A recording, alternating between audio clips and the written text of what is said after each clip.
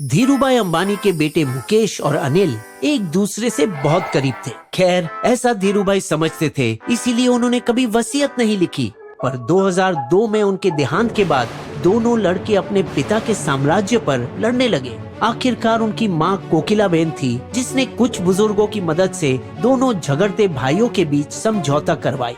उनके बीच की दरार इतनी कड़वी बन चुकी थी कि दोनों, जो कभी करीब हुआ करते थे, बहुत सालों तक एक दूसरे से बात तक नहीं की। अब मुकेश उस मकाम पर पहुँचे जिस पर कभी उनके पिता थे, और वो उनकी गलती अपने 3 बच्चे आकाश, ईशा और अनंत के साथ दोहराना नहीं चाहते। इसीलिए वो अपने $220 बिलियन के साम्राज्य को खुद अपने जीते जी बांटना चाहते हैं।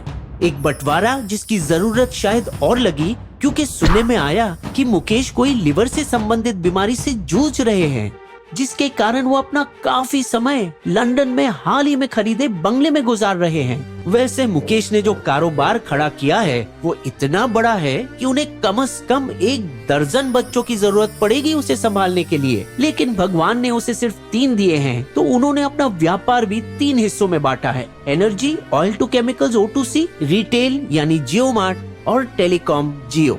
अमेरिका में ब्राउन यूनिवर्सिटी के ग्रेजुएट 32 साल के आकाश अंबानी टेलीकॉम कारोबार के उत्तराधिकारी निर्धारित है, क्योंकि वो इस कारोबार में 216 के जियो लॉन्च के पहले से ही शामिल हैं। 22 साल की नाजुक उम्र में ही उन्हें बोर्ड सीट दी गई और वो उम्मीदों पर खरा उतरा जब उन्होंने रिलायंस में गूगल से 4.5 और फेसबुक से $5.7 बिलियन निवेश हासिल करने में बड़ी भूमिका निभाई। मुकेश को अब लगा कि उनका होनहार बड़ा बेटा कंपनी अकेले संभालने के काबिल था, तो खुद चेयरपर्सन के पद से उतरकर बेटे को लगाम दी। आकाश की जुड़वी बहन ईशा अंबानी भी अमेरिका के येल और स्टैनफोर्ड से पढ़ी लिखी है और वो एक लौती अंबानी संतान है जिसने पढ़ाई के बाद अमेरिका में कुछ वक्त तक नौकरी भी की।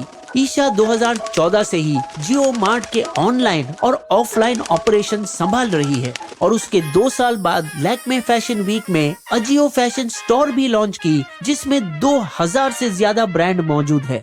और वो नायका और टाटा क्लिक की ताकत को चुनौती दे रही अपने खुद के ब्रांड टीरा लॉन्च करके।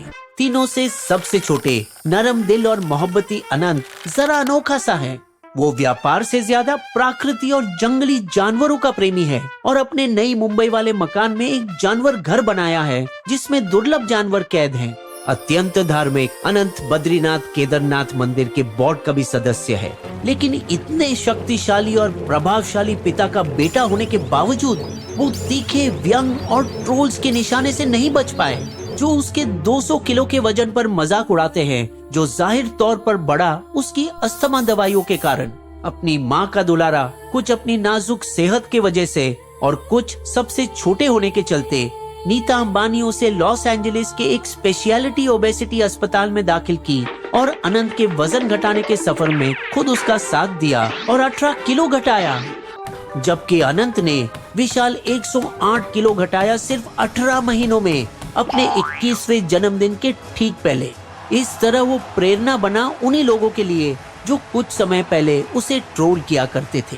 पिता मुकेश रिलायंस का प्रमुख व्यापार ऑयल टू केमिकल्स अनंत के लिए रखे हैं, लेकिन उनका व्यापार से कम ताल्लुक होने के कारण शुरू में उसके डायरेक्टर बनने पर विरोध हुआ, मगर आश्चर्य से शेयर धारक इस बात से खुश हुए और बड़ी संख्या में अनंत के पक्ष में वोट डाले और अनंत भी उनका विश्वास बरकरार रखा और पूरी तरह से व्यापार में दिन रात कूद गए।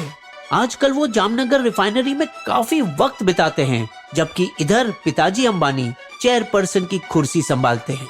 माँ नीता अपने बेटे के लिए फिर से एक और कुर्बानी दी और रिलायंस की बोर्ड सीट छोड़ी ताकि बेटा उस पर बैठ सके। नीता अब अपनी सारी जोर रिलायंस फाउंडेशन की देखभाल में लगा रही है, उनके व्यापार की परोपकारी शाखा जो औरतों और बच्चों के भले के लिए काम करती है। उनके हाथ और भी भरे हैं HN रिलायंस हॉस्पिटल और आलीशान अंबानी स्कूल चलाने में, और वर्ल्ड क्लास NMACC भी बेटी ईशा के साथ संभालती है, जहां ब्रॉडवे शो जैसे वेस्ट एंड का भी अभिनय किया गया है। और भूलिए मत वो 5 बार का IPL विजेता मुंबई इंडियंस जो नीता अपने बेटे आकाश के साथ संभालती है। ये सारे बिजनेस भी वक्त आने पर तीनों बच्चों में बटेंगे।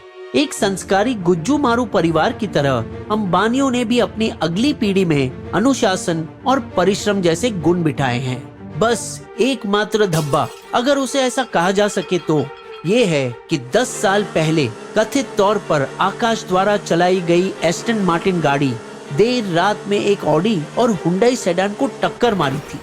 कथित तौर पर इसीलिए क्योंकि तब रिलायंस के एक वफादार ड्राइवर इस घटना की पूरी जिम्मेदारी खुद पर ले ली थी और टूटी गाड़ियों को तुरंत नई कारों में बदलकर मामले को दबा दिया गया था। बहरहाल एक ऐसी दुनिया में जहां अमीर करोड़पति परिवारों के बच्चे आसानी से बिगड़ सकते हैं, कहना पड़ेगा कि अंबानी के तीनों नौजवान अपने संस्कृति में पक्के हैं। हमने अक्सर वंशों को गिरते देखा है क्योंकि नई पीढ़ियों के पास इतना पैसा होता है कि उन्हें काम करने की कोई जरूरत ही नहीं पड़ती। सन 1400 के इतिहासकार इब्ने खालिदून का एक किस्सा अभी भी जायज है, एक प्रसिद्ध कहानी द्वारा। जब एक बार बादशाह तैमूर ने उनसे पूछा था, मुझे बादशाहों के इंतकाम के बारे में बताओ। जहाँ पना पहली पीढ़ी लड़ाई में जीत हासिल करके अपनी सल्तनत बनाती है, उनकी नस्ल सल्तनत के इंतजामिया में अपना वक्त गुजारती है, जबकि तीसरी पीढ़ी अपनी हिरासत में मिली दौलत को ऐशो आराम में खर्च करती है। और चौथी पीढ़ी के बारे में क्या? चौथी पीढ़ी तब तक तो सब कुछ खत्म हो चुका होता है। इस सच को ध्यान में रखते हुए हिंदुस्तान के दूसरे बड़े कॉरपोरेट खानदान भी पहले से ही उत्तराधिकार की सीढ़ियां खड़ी कर रहे हैं। पीरामल खानदान पिछले साल फार्मा और फाइनेंस अलग करके अगली पीढ़ी में बांट दिया। दूरदर्शी ओपी जिंदल पहले ही अपनी कंपनी 4 बेटों में बांट दी थी, उसके हेलीकॉप्टर क्रैश में गुजर जाने से काफी पहले। जबकि गोदरेज ग्रुप के कुलपति अदी गोदरेज जीते जी अपने बच्चों में विरासत बांट ली।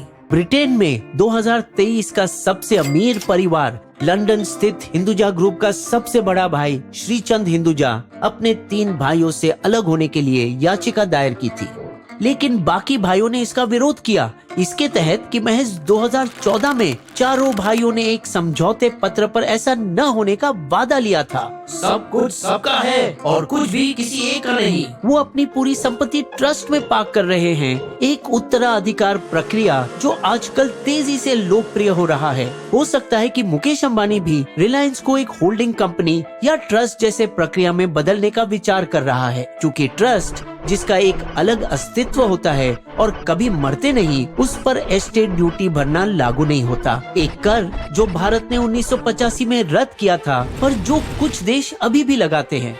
संपत्ति ट्रस्ट में रहने से वो एक लक्ष्मण रेखा के दायरे में आ जाती है, जिससे वो तलाक और कर्जदारों से महफूज रखती है। इस समय मुकेश अंबानी अपने अलग अलग व्यवसाय को स्वतंत्र कंपनियां बनाने में जुटे हैं। अंबानी का जियो फाइनेंशियल सर्विसेज अभी अभी रिलायंस से अलग होकर अगस्त में सूचीबद्ध हुआ है और रिलायंस रिटेल और जियो के आईपीओ का सबको बेचैनी से इंतजार है।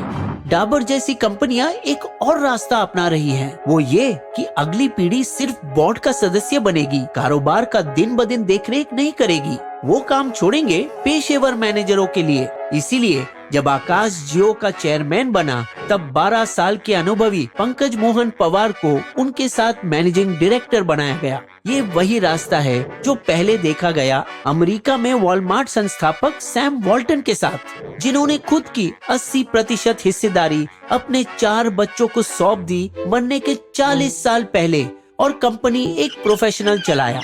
एक अभ्यास जिस पर सैम वॉल्टन के 4 वारिस अब भी अमल कर रहे हैं, खुद को संचालन से अलग रखकर। शायद इसी वजह से उनकी कुल संपत्ति आज एलन मस्क से भी ज्यादा है।